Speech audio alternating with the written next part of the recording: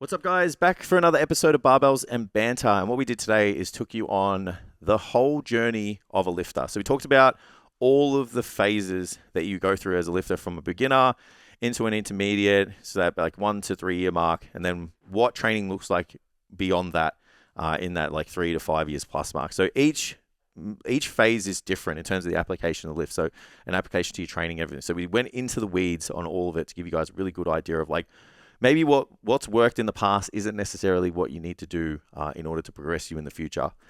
If this is your first time here, we hope you enjoyed the episode. But if you really like it, hit the subscribe and the follow button now. We know it's going to be good. We know you're going to enjoy it. If you're a repeat offender and you haven't hit that follow button, come on, let's hit that follow button. Join the mission. Really helps us get the message out there. If you guys want, comment on the podcast. Give us an idea of just like your feedback, questions, etc. It's really good to kind of get traffic up. And we want to hear what you guys need to know and want to know. But other than that, enjoy the episode, and we'll see you next time. We didn't do a training update on the last one. No, and I look massive. I'm pretty offended. Really? Do I not look massive today? It's baggy. The shirt's baggy. Yeah, well, I'm supposed to fill it out. That's the point. I'm looking for like, leading into winter. Now the pump covers are coming on. Yeah. It's getting cold and shit. It's also like putting a bit of weight on. Like, I don't want to stare at myself. I actually did some posing this morning. Yeah. And I was pleasantly surprised with my situation. Pleasantly surprised. Yeah. I was like, how fat is this piece of shit? Yeah. I took my shirt off and I was like, oh, it's not too bad. That's awesome. It's not too bad. I love that for you. Yeah, but I think I might have to have another 2 weeks off. What do you mean? My fucking cysts come back. That's... So if they don't get it all, it grows. just comes back. Yeah. So the doctor I'm seeing this time was a brain surgeon. So I feel like... Well, he's going to have good hands or something. I feel like she should be... Like, she's kind of missed, you know what I mean? I feel like the last time he got it removed, like, it was a little bit of a... It wasn't the best circumstances. Yeah, but it's still... Like, you should still get it all. Wasn't it done at, like, a doctor's clinic, though? Like, yeah, but he's an orthopedic surgeon. Yeah, I just figured, like, you'd go to a hospital. Yeah, no. And, like, they would have you got to see an orthopedic surgeon in the hospital anyway. Okay, fair. I just figure, like, they would have a better setup. Yeah, I'm going to the same place. It's just a different doctor that used to be a brain surgeon. Yeah, fair. So you reckon that extra, like, from orthopedic to brain surgeon, like... It's way finer. They can, like... the orthopedic surgeon can just, like, whoops, wasn't supposed to cut that. Well, literally did that. Yeah, fucking... Where the brain surgeon is, like, precise. Like... Yeah, if I miss, they can't feel their feet anymore. Yeah. Surely they do... surely robots operate on humans now. I don't know yet. Do you reckon? Don't know. It's only a matter of time. Don't know. Like without going Joe Rogan again, but like like surely at some point robots and AI are operating on humans. I watched that fucking movie you told me to watch. I'm still not okay. Subservience. I'm still not okay. It's fucking crazy. I'm telling that's when you were because you were just so nonchalantly talking about other things, and I was like, it's the end of the fucking world, and you were just like didn't say anything. Can you see how it's the end of the world now? So it is 100% the end of human 7 civilization. minutes in. Yeah. He says she says something about him saying that his what looks like a fucking 9-month-old son is a burden, and I was like, I need to turn this movie off right now. I know exactly where this is going, and I need to not be here anymore. The only way the human civilization thrives beyond this point is if women can impregnate themselves. Yeah, that's also literally because that's where I'm looking at it from. It's like. It's already, like, harder to meet people. Young kids are already more lonely. The idea of finding a significant other is harder now, right? Yeah. So let's layer in the fact that you can buy a 10 out of 10 robot that you can do whatever you want with. That your daughter picked for you. Yeah. Yeah. So you can pick a 10 out of 10 robot that you can do anything you want to. Mm-hmm. Okay? Yeah. That, like, connect the fucking dots, man. Yeah. You know what I mean? Like, we're already having less children overall. Like, infertility's already, like, at its lowest ever across, like, us as a population. Add in the fact that you can just have sex with a 10 out of 10 robot. It's not looking good, man. Yeah. Yeah. Yeah. Did you see M's story yesterday? No. A quote from a podcast. Tom Bellew. Oh, yeah, I know who that is. Yeah. There'll be 10 billion humanoid robots on Earth in the next 15 years. 10 billion? Yeah. That doesn't surprise me at all. There's only 7 billion humans. Yeah. It's terrifying. It's like, that's Yeah. enough internet for today. I saw this thing yesterday where apparently And that's humanoids, dude. That's not like a toaster. no, it's a human humanoid. robot. Yeah, human robot. Yeah. I've been having a lot of these discussions lately. It's making me feel sad. I don't like it. It's uncomfortable. I saw yesterday on I think OpenAI came out and said saying please and thank you is costing them millions of dollars because of the power usage. Because every time you type, it's a token or something. Yeah. It's just I'm never not saying Nah, that. correct. Yeah.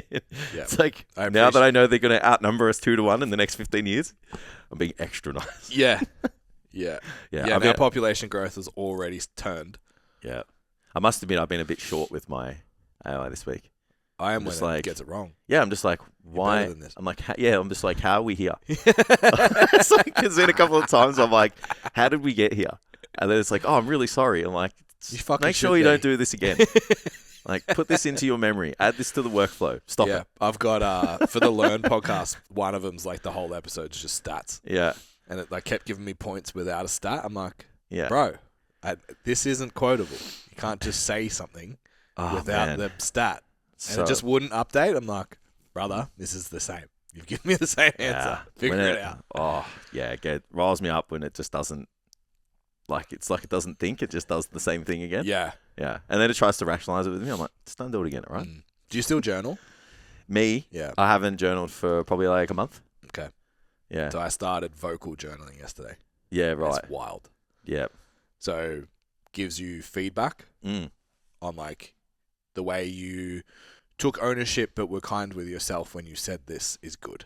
And then also is when you said this about yourself, we need to work on that. Would you like me to tailor your journaling in the future? Interesting.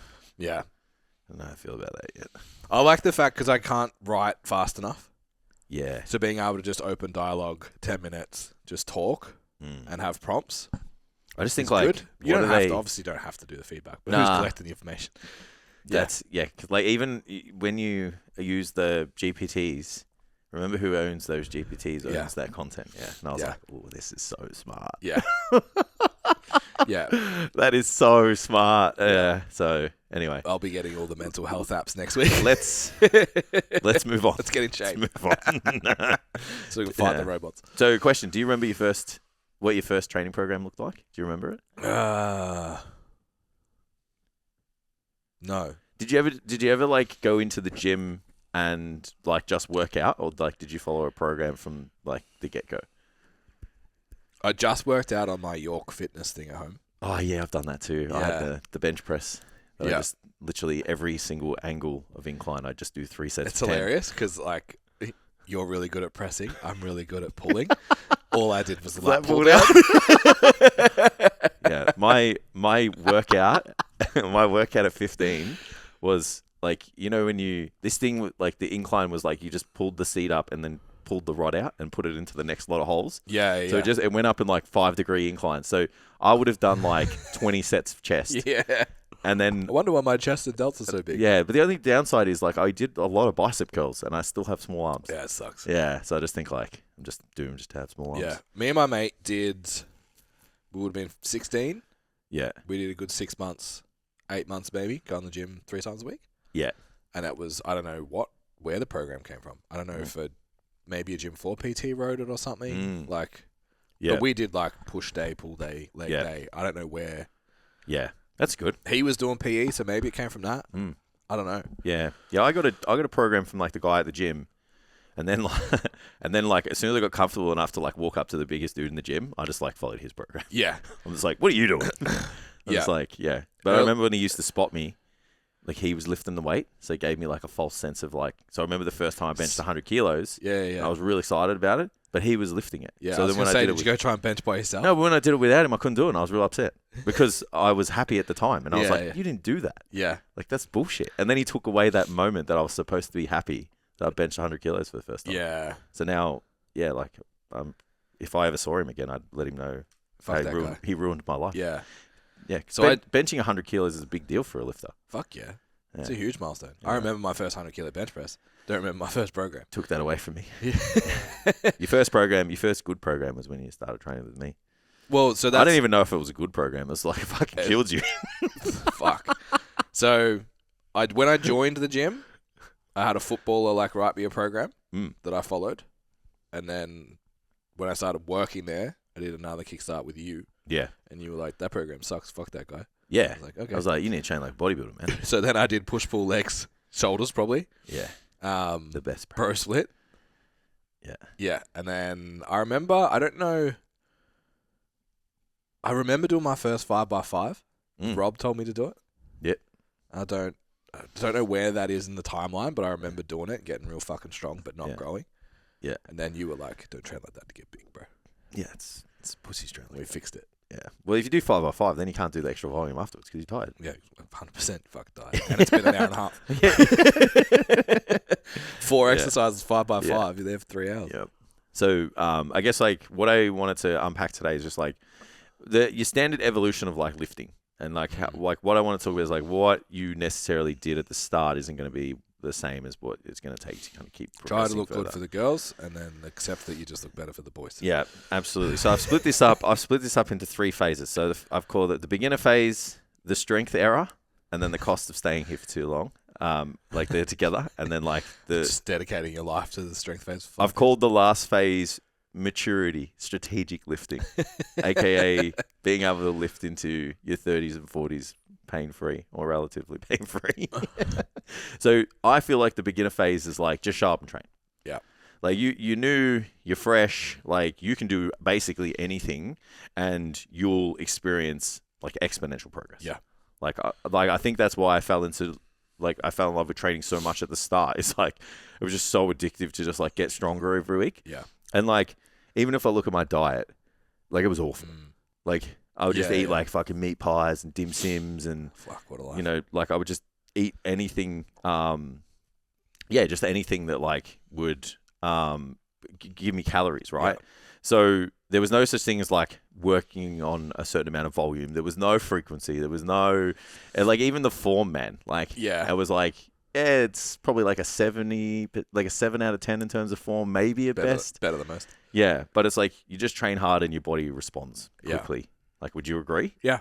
Yeah. So I feel like when I'm trying to look at like the do's and don'ts in that period, it's like don'ts are probably like don't excessively lift to put yourself in danger because you don't have the ability to control your physique. Like you don't have the ability to control your body in movement, I guess. Yep.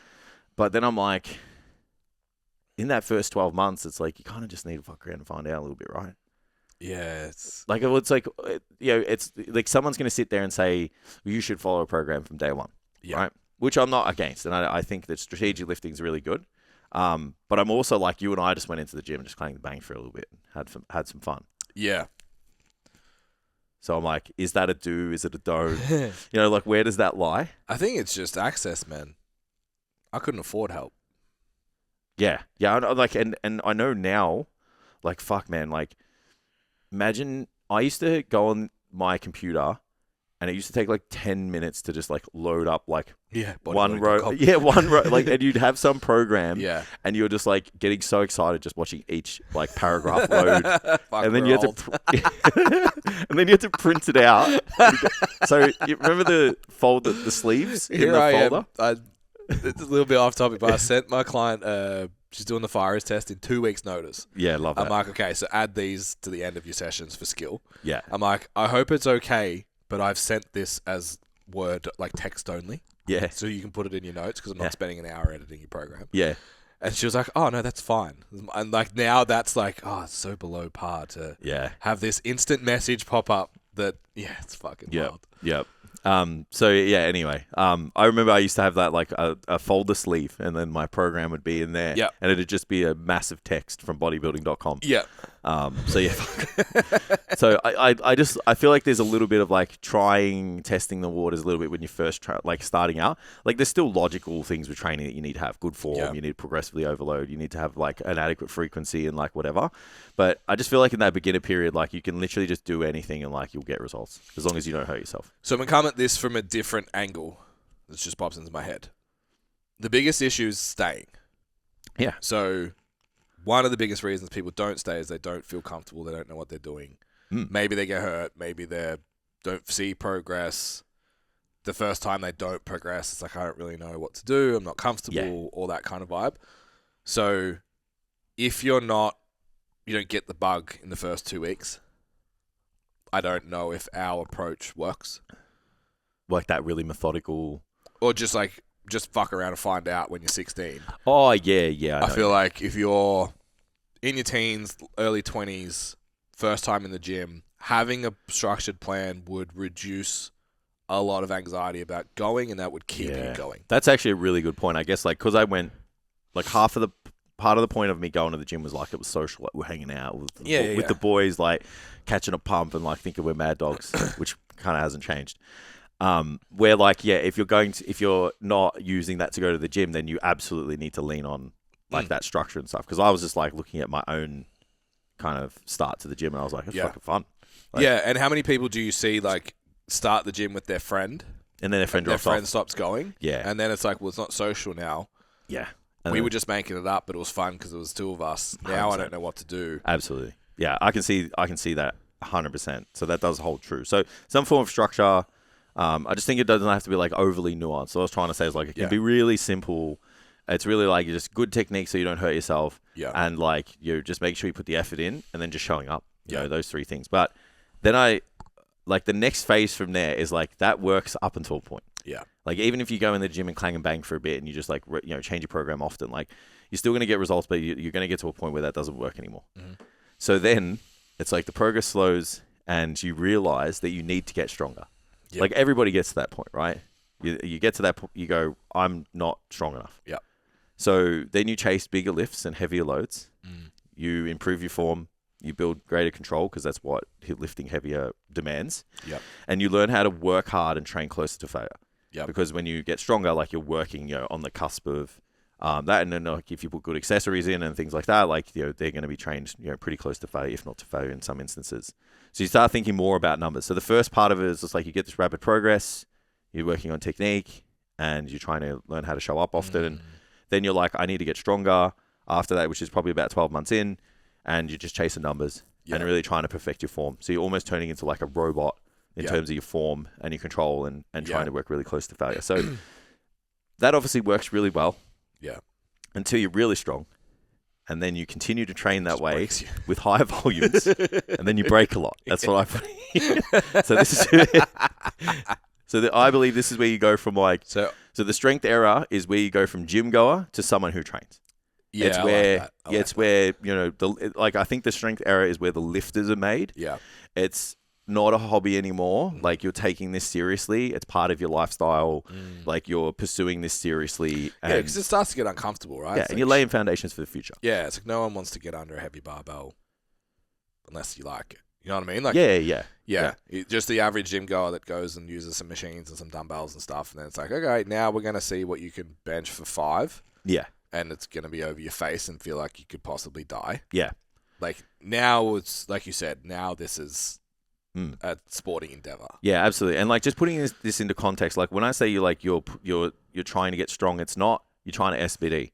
Yeah, you don't have to be a powerlifter. Yeah, like you're trying to lift weights with the idea of chasing numbers. So in my head, I pictured you, me, and Reese with the fucking dip belt. Yeah. Like 20, 30, 40, 50 kilo dips. Just like, why?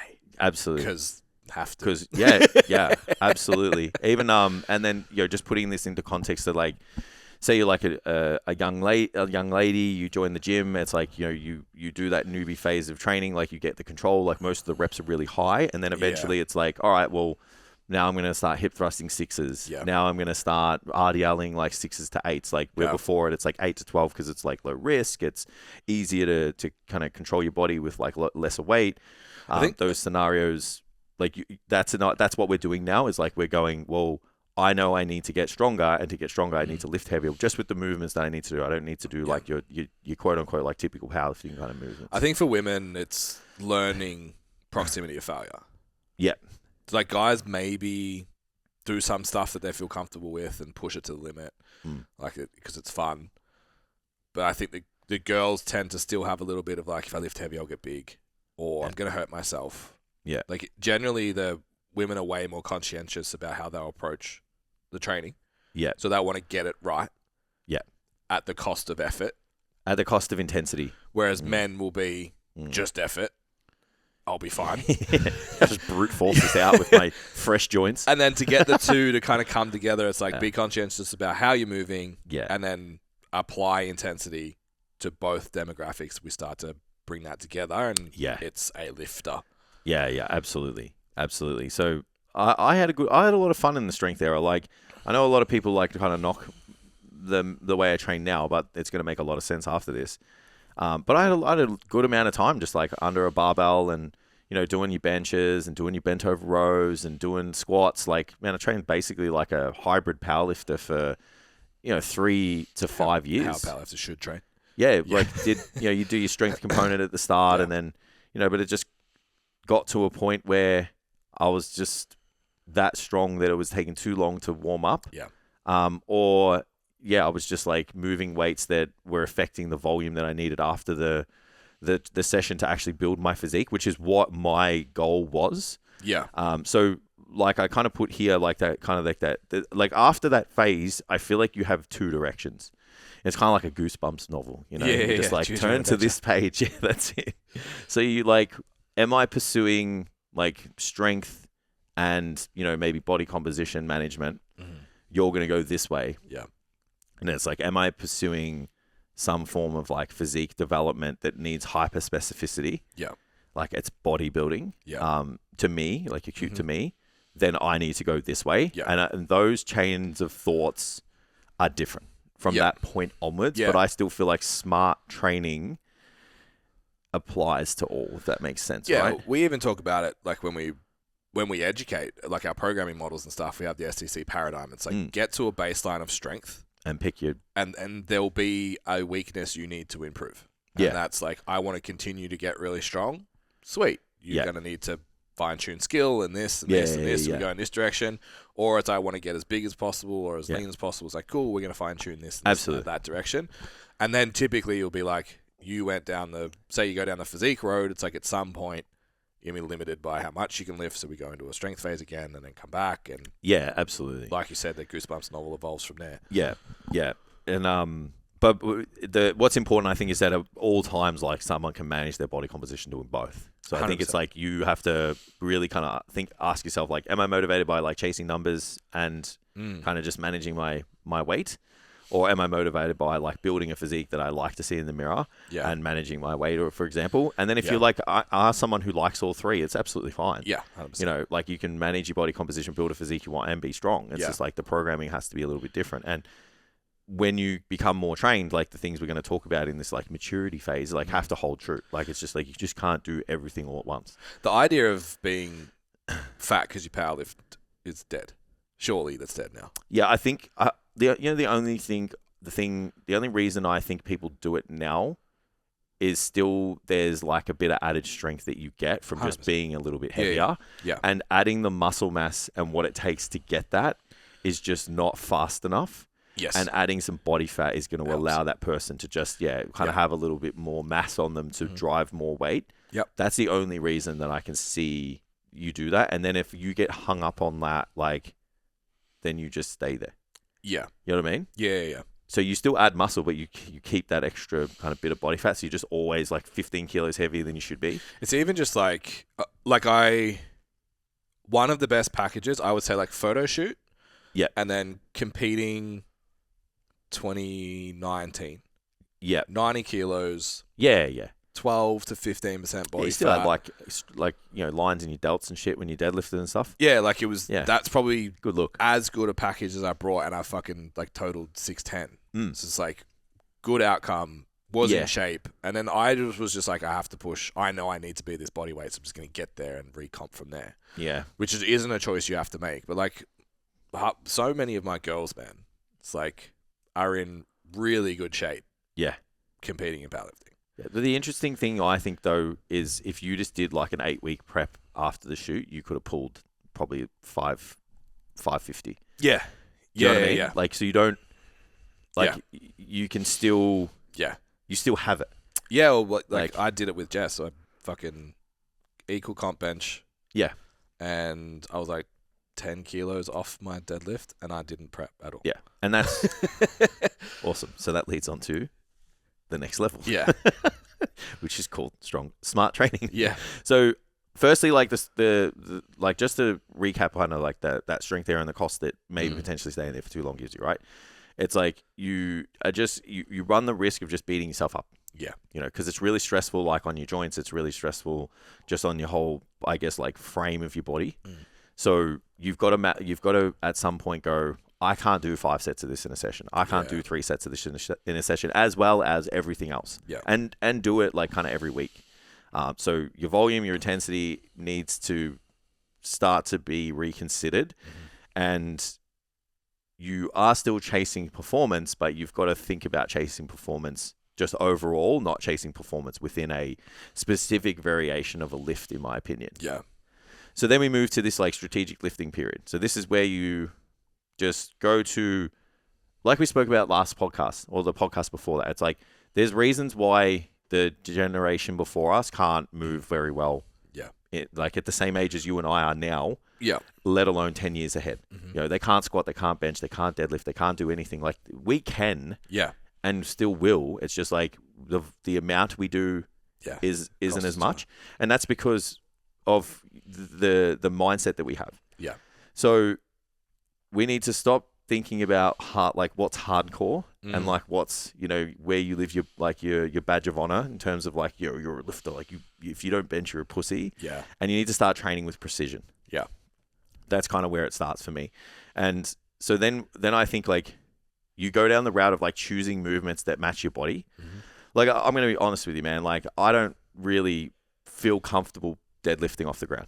Yeah. Like it's not a movement that I like. And if I look at every major injury... Based on that reel that came out last night with our arm length. Yeah. And it's like if I look at every major injury that I've had... Yeah. And when I say major, it's like something that's like happened in the gym that's put me out.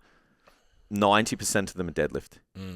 It's never a squat. It's never been a bench press. Yeah. It's never been, you know, an overhead press. It's always been a deadlift, right? And if I sit there and I'm like, you're a pussy if you don't pull things off the ground. And then I'm like, you need to do barbell movements and you need to live and die by that sword or, you know, whatever. It's like, that's when it's like, how many back injuries are you going to have until you just like can't fucking bend over and touch your toes anymore, right? So then you're like, all right, well, it's all about, I need to pick exercises that match my body and remove the ego from it and that are going to put the most stimulus in the places that I need. Now, the best example, like people are going to sit there and be like, oh, well, then Jason's fucking weak and this and that and he can't pick things off the ground. I think it was, remember that we did that photo shoot? Come train with us. Anytime. Yeah, well, remember when we did that photo shoot and I hadn't done Yeah. anything to do with picking up off the ground? What we pull, like 230? Was it that much? Yeah, it was like 230 because it was. I know we ran out of We weight. maxed down the bar. It was like 220, 230. Yeah. And it's like for no training at all Yeah. to pull 230 off the ground. Yeah. It's like you don't lose the ability to do the exercise. Yeah. Like you don't lose the strength. It's like you just lose a bit of skill and a little bit of timing and sequencing within the lift, which is obviously the skill of it. Yeah. So it's not like people need to have this fear when they're in this stage where they're going to just like all of a sudden just totally forget how to squat. Yeah. Like, I don't know if you, like, I take a lot of my, like, Jackson was like, you're like the guy that takes the powerlifters into bodybuilding. Yeah. Because there's like the amount of guys you have that have come from powerlifting into bodybuilding is just like ridiculous. Yeah. And there's been so many instances where like we just remove it, you know, hack squat, pendulum squat, whatever. Yeah. And then you put a bar on their back because they're just like, hey, I want to just do a block and see. Yeah. And they're like, oh, I just squatted like 10, 15 kilos more than I ever have. I'm like, yeah, of course you did. Yeah. I'm like, you don't, like, do you know how to ride a bike? Yeah. Yeah. I'm like, so could you ride a bike tomorrow? Yeah, it'd be a little bit wobbly. Could you ride a bike in 3 days? Yeah. Better than you did the first time? Yeah. What about in 2 weeks? Like, it's like you never forget. Like, you still have it. It's just like you need that repeated exposure. So I think like when you get into this phase of lifting after that strength era, it's like it's about precision. It's about you. You know, it's about what works for you. And you just like have this like trainable menu. And it's like, these are all the things that my body feels the best in and I can train hard and progress and whatever. And then there's like things on the other side of the menu where you're like, I could do these, but not for very long. Yeah. You know what I mean? Yeah. I can or still, the cost is not worth it. Yeah. It's like I can still barbell bench press, I can still back squat, and I can still deadlift. I might only be able to do those things, I don't know, like say, you know, every second or third block for 4 to 6 weeks, for example. I don't know. Yeah. Like I'm just thinking like there's there just has to be more thought into like how you select the movements to keep the person in the gym. Yeah. Like keeping the person in the gym is the most important thing. 100%. Yeah. And being able to, we spoke about it the other week with the leg extension. Like, do you sand it on the stack because you can? Yeah. Or do you do 3/4 of the stack, isolate your quads, show up next week, do it again? Yeah. I think I've been thinking about that more and more. And I'm actually, if I'm totally honest, battling with this voice in my head at the moment. 5 years of powerlifting, did some like S&C shit, got in health shape. Yeah. 12 months now of like hobby building. Yeah. My prime leg lift at the moment is a leg press. Like my powerlifting brain is like, you're a fucking You're a bitch. soft. Go and get on. At least do the fucking Yeah. safety squat bar or the hack squat. Yeah. Like, what are you fucking doing on this? Like, I've been doing the pendulum squat for 6 months. Yeah.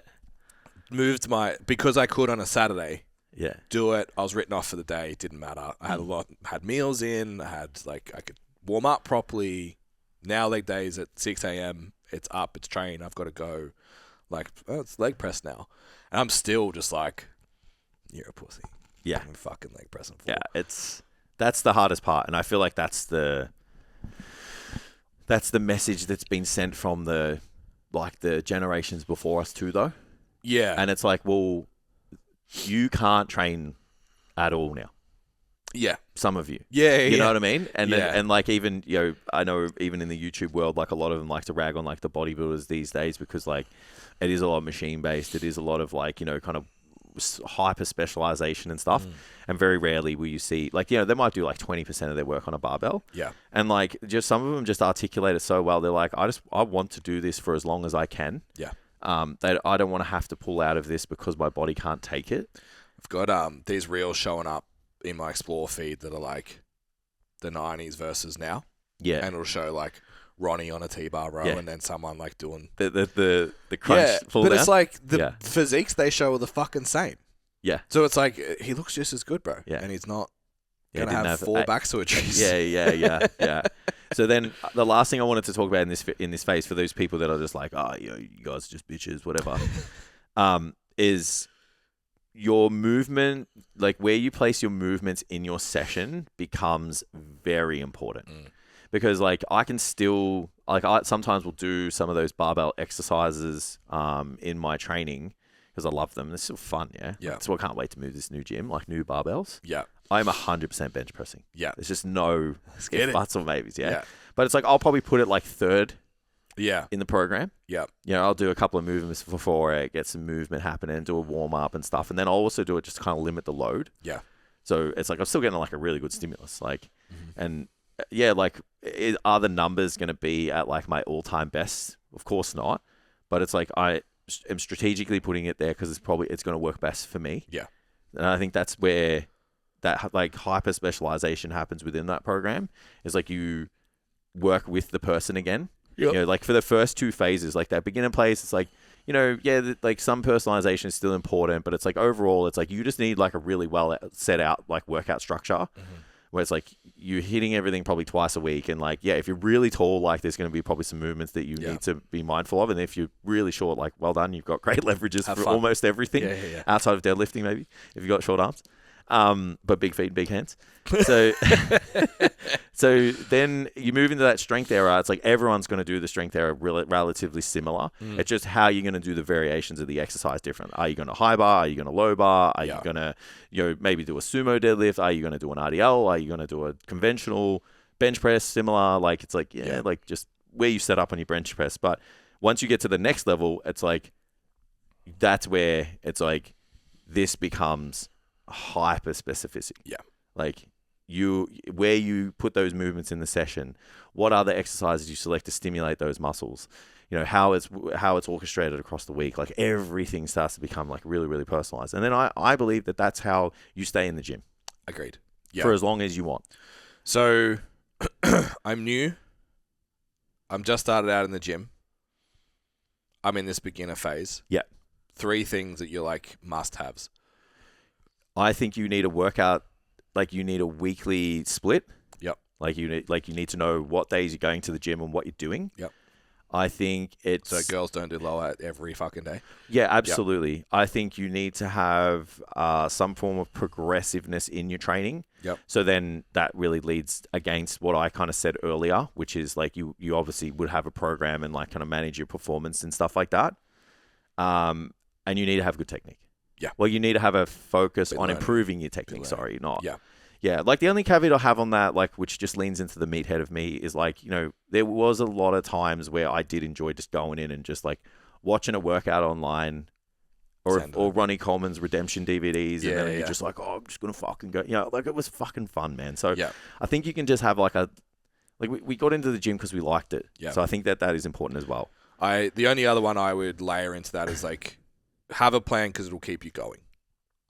Like if you're walking in the door knowing what you're going to do, making sure you make it through your first 6 months is the key. Yeah. Things that'll improve that is having good technique because you won't get hurt, having a program because you'll know what to do when you get there. Yeah. And then maybe some, like, most people know eat protein. Like, if you just... Oh, yeah, well, lifestyle... The nutrition guide. Lifestyle-wise, like, we didn't even talk about anything else outside of training. Yeah. But there are obviously heaps of things that are going to keep you coming back because you're going to be recovered, you're going to be responding well to the workout, performance, etc. Those 3 things, though, in your first 6 months will get you to... Yeah. All right, now we're in a position where we can... You've learnt the skill of lifting weights. Mm. Now, let's take it from beginner to intermediate and start actually pursuing some numbers and all that kind of stuff. Yeah. So when we get into that block, because honestly, I think most people that I work with are starting in that intermediate block. Yeah. Like they've made it through the newbie phase and now they're like, okay, I need progress to slow down. Yeah. I need an expert. I need accountability. And I need an expert to put the plan together to make sure I'm getting the most out of it. And I'm kind of invested now. Yeah. I give a shit, so I'm willing to pay. I'm willing to commit the time and the effort 100%. To learn. Absolutely. That's where most of us work with, like that person. So stage 2, 3 things.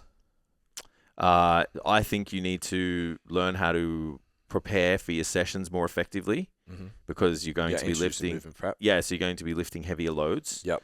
I think you need to learn, I'm going to call it body protection during your lifts. So it's learning how to put yourself in a safer position using heavy lifts. So it's like your bracing, all of your cues to protect yourself from like the floor up, we'll call it. Yep. So that becomes a huge emphasis as well.